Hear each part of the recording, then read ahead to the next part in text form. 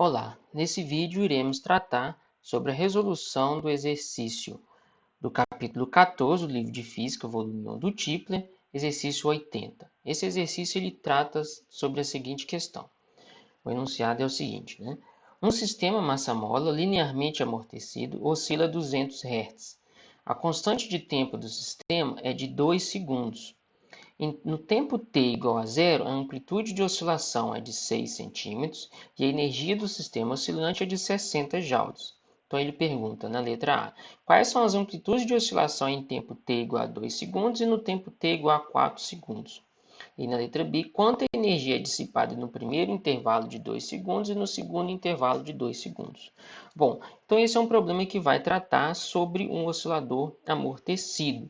Ok? E aí então ele já nos dá algumas informações. Ele fala qual que é a frequência, lembrando que essa frequência está em Hertz, então ele está falando de frequência linear, não frequência angular.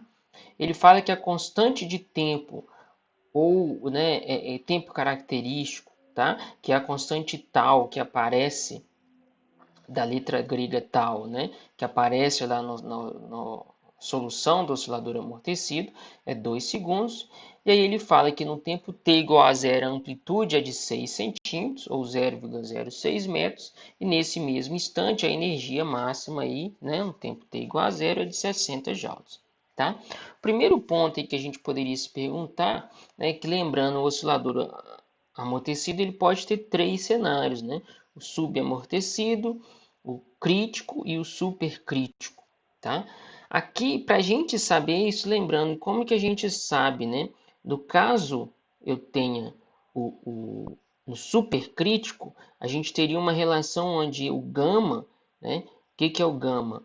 É B sobre M, né? Isso para um sistema massa-mola, tá? Ele tem que ser maior do que 2 ômega zero, tá? O caso crítico, isso aqui seria o supercrítico.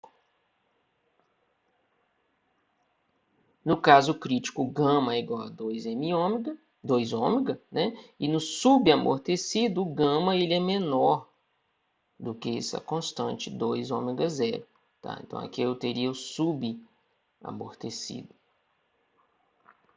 né? Aqui a gente não é necessário, tá? Fazer essa análise, por quê? Porque lembra que ele só está falando em termos de amplitude, em termos de energia, e a gente sabe que independente da solução, as amplitudes, né, elas caem exponencialmente com o tempo, né? E a energia também, tá? Então a gente bastaria saber da relação, né, como que é esse decaimento, né, exponencial, tanto da amplitude quanto da energia. Tá? Mas a título de curiosidade, a gente poderia ainda analisar em qual estado, né, de movimento, vamos dizer assim, esse sistema está. Ele não dá o gama, mas ele dá o delta, o tal. Tá? Só que o tal ele é exatamente m sobre b, ou seja, ele é o inverso de gama. Tá? Então, eu consigo, né? Eu sei o valor de tal, tá? Então, eu vou conseguir também saber o valor de gama, né? O gama aí vai dar 0,5, ok? E aí, eu não sei o ômega zero, mas eu sei que o ômega zero é igual a 2πf, né? Que seria a frequência, né, com que ele oscila inicialmente, tá? Então, eu conseguiria também achar essa frequência e, por fim, a gente conseguiria saber, na verdade, a gente vai notar que esse sistema ele está aqui nesta condição, tá? Subamortecido, tá? Ou seja, se eu fizer um esboço aqui desse movimento, né, eu vou ver, então, que aqui, né, de x em função do tempo, tá? Ele vai começar com a amplitude máxima e fica oscilando até atingir aí o zero. Só que a amplitude, né, então ele começa aqui no valor que eu estou chamando de A0, tá? E aí ele vai oscilando algumas vezes, né? E aí qual que seria a segunda amplitude? Lógico que a gente fala de amplitude. A amplitude é sempre o valor máximo, então eu não estou pegando um ponto qualquer, né?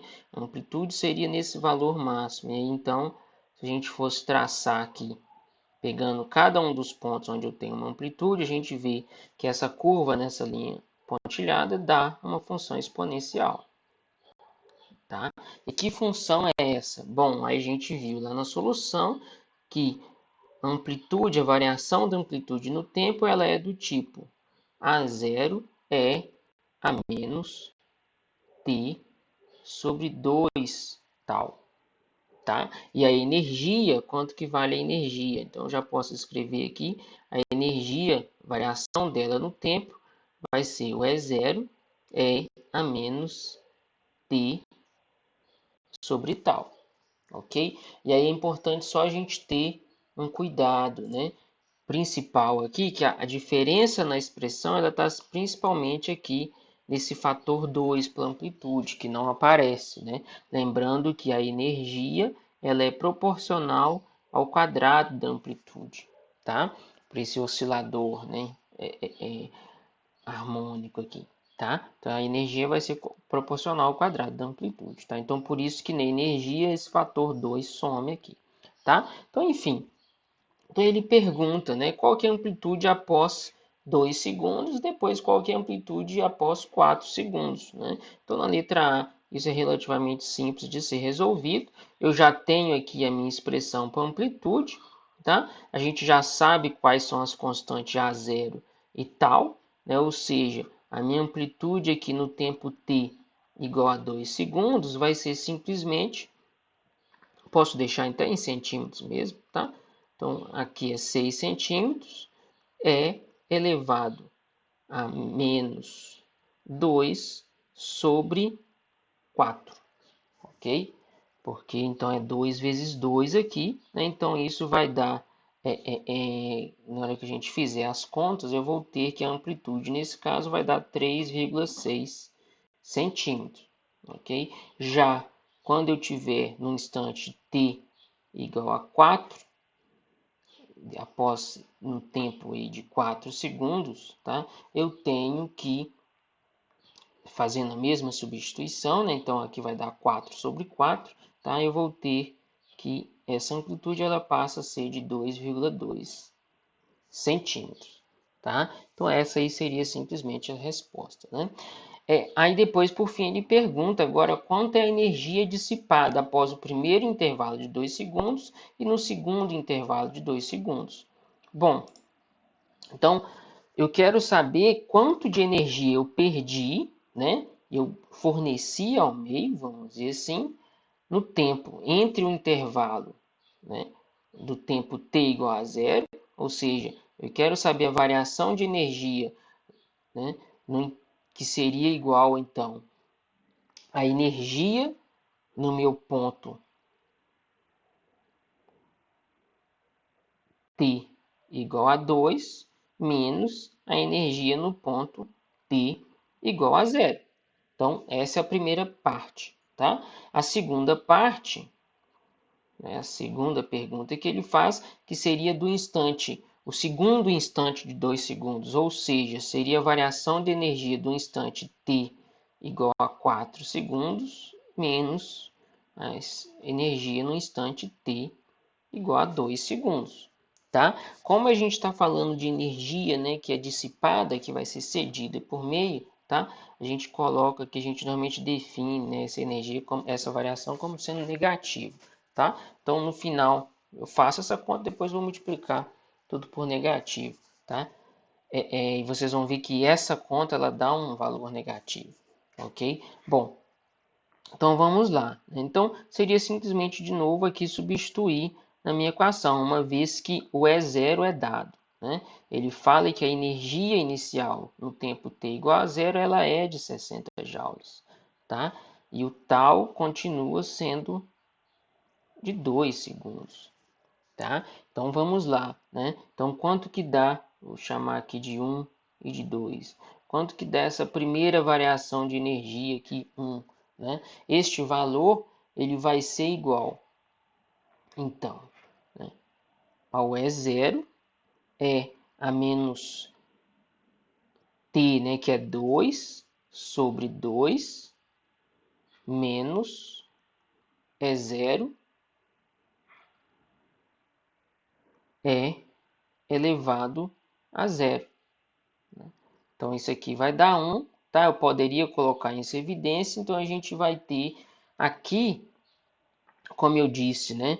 Isso aqui vai dar um valor negativo, tá? Na hora que eu já vou deixar aqui o negativo do lado de cá, tá? Então, na hora que eu multiplicar isso tudo por menos, a gente vê, então, a única conta que a gente teria que fazer, né? É dessa exponencial de e elevado a menos 1, tá? Então, nesse caso, a gente chega na resposta que eu vou ter aqui, que isso é tudo igual a 38 joules, tá? Já a variação de energia, né? Energia dissipada no segundo instante de 2 segundos aí, né? Neste intervalo, ela vai ser igual, então, vou deixar aqui um menos, tá? Vai ser de novo, é zero, é elevado a menos 4 sobre 2, tá? Menos é zero de E elevado agora de 2 sobre 2, tá? Fazendo essa conta, a gente chega na resposta de 14 joules, tá? Então, esse é um exercício bem simples, né? Só para a gente relembrar um pouquinho de como que varia aí, a energia, né, de um oscilador amortecido, ok? Então é isso, pessoal. Um abraço.